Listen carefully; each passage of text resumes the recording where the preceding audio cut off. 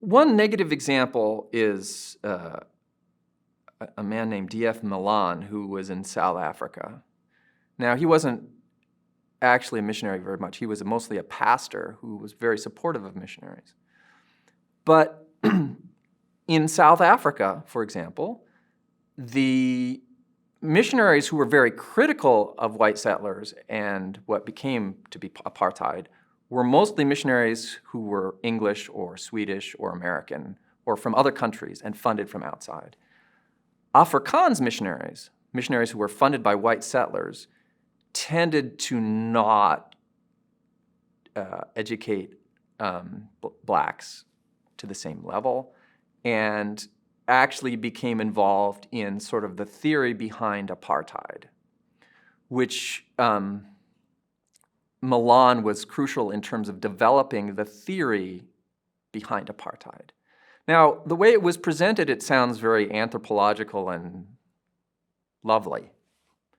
So the argument basically being is that every society has its own genius, its own sort of culture, which shouldn't be interfered with by others. So we need to let black people in Africa or anywhere develop according to their own genius, to their own culture, and not interfere with it by introducing Western education or Western science or various other things, and let the white people develop according to their own genius, and the black people develop according to their own genius. But it became a way of keeping people separate, apartheid, apartness, and also denying them the resources that they could use to compete economically or politically. So how it actually was applied was horrific.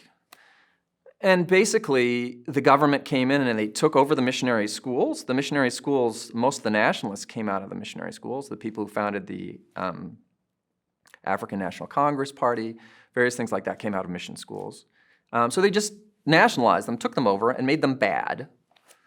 And has instituted a system that allowed them to exploit and dominate black people. And some missionaries, Afrikaans missionaries, and missionary supporters, like Malan, were crucial in developing the theory behind it. And that's a bad thing. Now, on the other hand, the people who were the main people who critiqued them were other missionaries that were funded by people who were not white settlers.